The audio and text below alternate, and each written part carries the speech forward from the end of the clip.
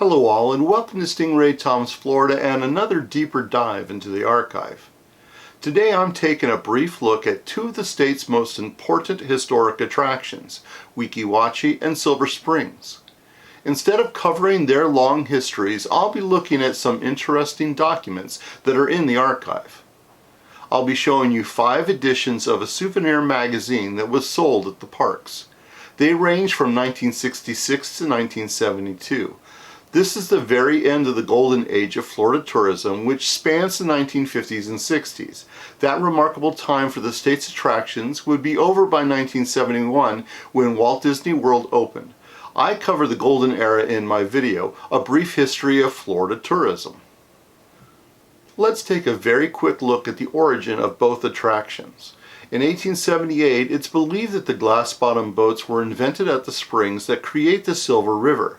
This not only makes Silver Springs the longest operating attraction in the state, but it might also be the first Florida attraction.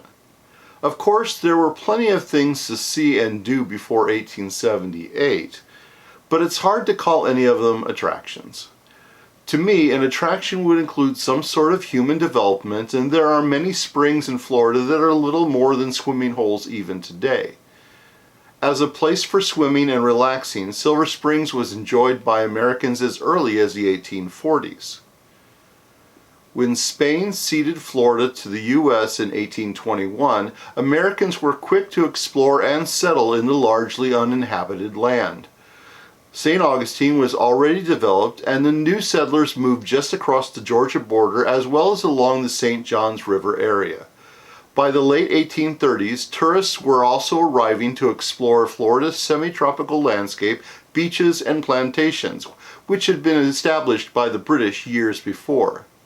Tourists and settlers took steamboats along the St. Johns, and some would travel up the Ocklawaha, a main tributary of the St. Johns. The Silver River flows into the Ocklawaha. Weeki Wachee was created much more like most of the early 20th century attractions. Newt Perry would open the attraction in 1947, but it was actually a long time coming. Perry had grown up near Silver Springs and not only swam there, but taught swimming.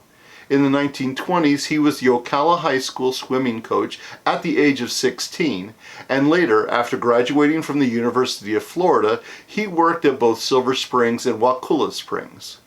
At those two attractions, he regularly worked in the production of movies, both as a performer and technical advisor.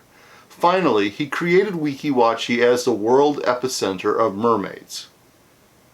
In 1959, Weeki Wachee was purchased by the American Broadcasting Company, better known as ABC. At the time, it was one of the 3 television networks in the U.S. 3 years later, ABC would also buy Silver Springs. Several years before these purchases, ABC had merged with United Paramount Theaters, the company that owned a nationwide movie theater chain. ABC was interested in expanding and looked to Florida and its profitable attractions, but it wasn't the first foray into that form of entertainment. In 1954, the company had made a deal with Walt Disney to provide a large amount of the capital for Disneyland in return for TV shows created by Disney Studios. This nearly sets the scene for the rest of this video. One other point is that ABC had created ABC Paramount Records in 1955. That's relevant because along with showing you the Souvenir magazines, I'll also play a record released by ABC Paramount Records in 1963 and also sold in the parks. Hopefully it won't run afoul of YouTube, but if you're watching this and you don't hear the music, it probably did. The 2 songs are At Weeki Wachee and The Ballad of Silver Springs. The first is credited to a Harold Lyon, of which I've not discovered much info. The second was written by Will McLean, a well-known Florida folk singer and writer. McLean, who was born in 1919, is known to have written over 2,000 songs and stories about Florida's nature, history, and culture. He traveled throughout Florida and performed and worked with local musicians everywhere. McLean would build a lifelong friendship with other folk singers, including Pete Seeger. At one of Seeger's concerts in Melbourne in the 1980s, McLean was in the audience and Seeger introduced him by saying, Ladies and gentlemen, I would like you to know in this audience tonight is America's greatest living songwriter, Will McLean. On another occasion, Pete Seeger also said, Will McLean's songs will be sung as long as there is a Florida. McLean was inducted into the Florida Artists Hall of Fame in 1996, and since 1990, just months after his death, there has been a yearly folk festival in Brooksville to honor him. Along with playing the ABC version of the Ballad of Silver Springs, I'll also play McLean's original recording, which is one of the songs on his 1973 album, Florida Sands. Of course, I'm sharing these recordings for historical purposes, just like I share all the other documents in the archive. As we look through the magazines, I could talk about the contents, but I'm not going to do it in this video. These two remarkable attractions deserve much more attention, and I'll revisit them in the future. I've already created a video on Silver Springs, which is linked here. The last thing I'll mention is about the two types of monkeys shown. In the 1930s, Silver Springs released 6 rhesus macaques, originally from Asia, onto an island in the Silver River, presumably with the thought that they'd stay there, as it's known that some monkeys are afraid of water. While some of the macaques did stay because they were being fed, others surprised people by swimming to freedom. Even today, there are regular sightings in the area, and as far as 100 miles away, all likely descendants of those original 6. Silver Springs also had caged squirrel monkeys, which at some point escaped. The South American natives are much smaller than macaques and formed an uneasy truce with the more aggressive monkeys. They lived in the area for quite a few years, but today they're thought to be extinct. By the way, they both have another Florida connection. Individuals of each species went to space. The first primate launched into subspace was Albert, a rhesus, who in 1948 rode a rocket in Earth's atmosphere. He died of suffocation during the flight. The next year, Albert II took a suborbital flight and became the first monkey and mammal in space. Upon re-entry, his parachute malfunctioned and he died. In 1958, a squirrel monkey named Gordo was launched by the U.S. Army. He flew 1,500 miles and reached a height of 310 miles. He also died when his parachute failed. 2 squirrel monkeys also flew on the 17th Space Shuttle flight. Known by the numbers 3165 and 38480, they were 2 of the few monkeys that survived being an astronaut. So here's the 5 magazines. Remember, you can always pause the video to see any of the pages in more detail.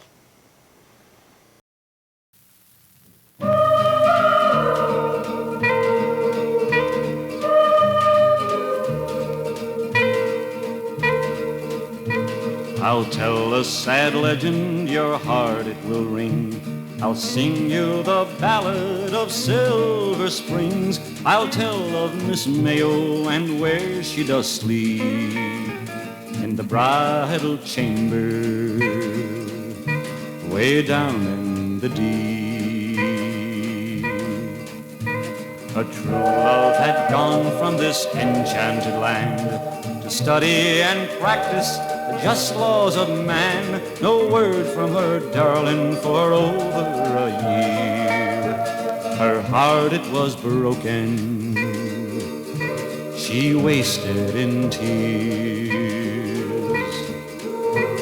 She went to Ancilla in late afternoon. Her death bell was knelling, the call would be soon. Ancilla, I pledge you, for this I do crave. Please lower me down to my watery grave. And there in the wildwood this flower so fair, her spirit departed into the clear air. Ancilla prepared her and wound her with sack and lowered her gently into the great crack. Claire Douglas returned and straightway did go to Ancilla's cabin to seek Miss Mayo. No trace did he find of his true love or friend, and the sound of strange music was the voice of the wind. This legend lives ever, my story does end. They're down there together, united again, and in love's sweet embrace forever do dwell, beneath the silvery waters that they loved so well. Oh, the mournful cry of the owl as he wings, or the pale moonlit beauty of Silver Springs, their love was so pure as the waters that flow down Silver River to the Ocklawaha.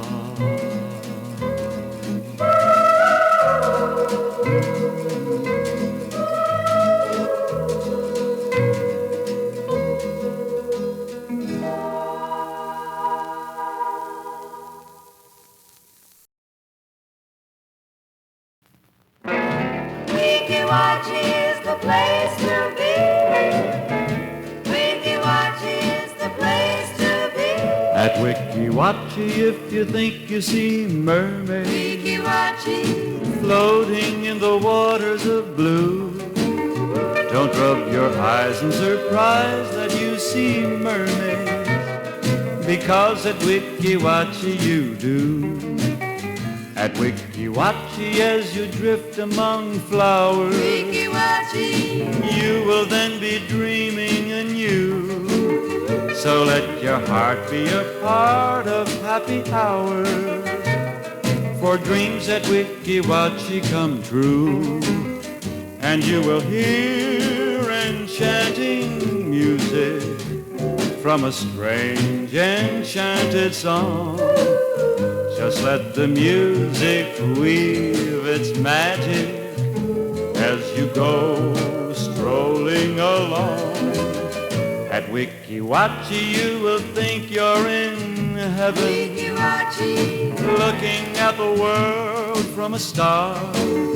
Your heart will glow and you'll know that you're in heaven, because at Weeki Wachee you are.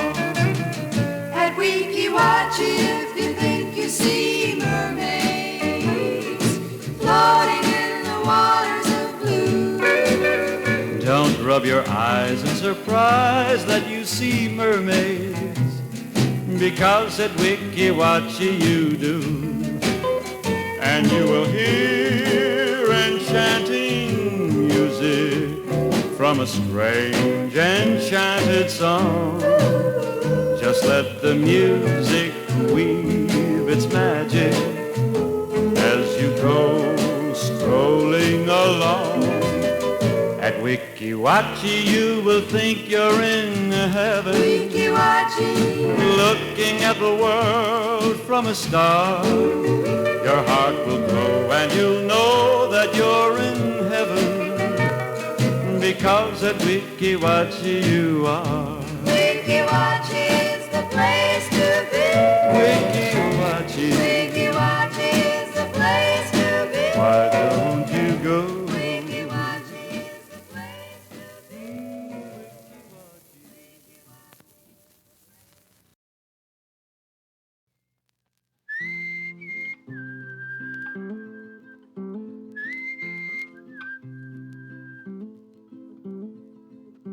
I'll tell a sad legend, your heart it will ring.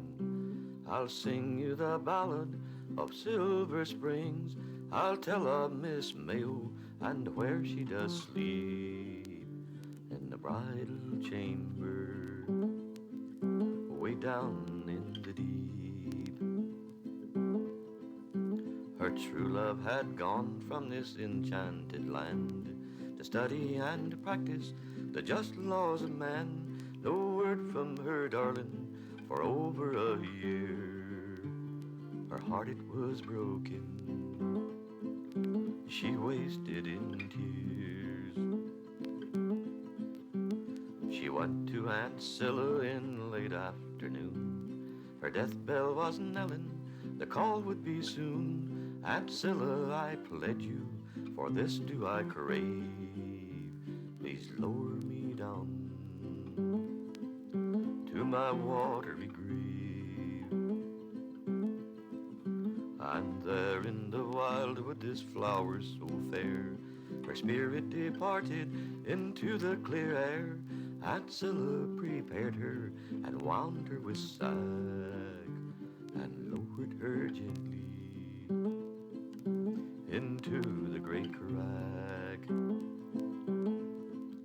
Claire Douglas returned and straightway did go to Aunt Scylla's cabin to seek Miss Mayo. No trace did he find of his true love or friend, and the sound of strange music was the voice of the wind. This legend lives ever, my story does end.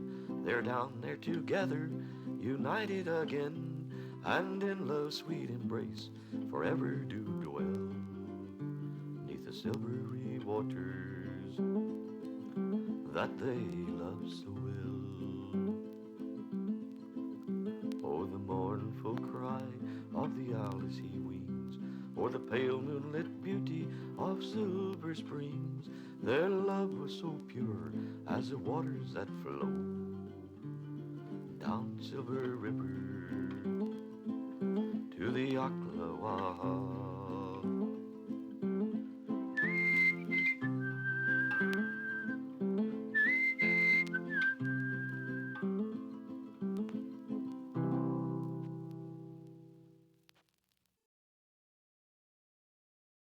The two attractions would struggle in the 1970s and 80s due to the development of Walt Disney World.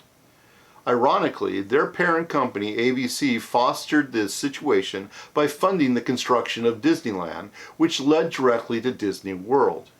In 1984, ABC would sell both Florida locations. Interestingly, ABC would be purchased by the Walt Disney Company in '96.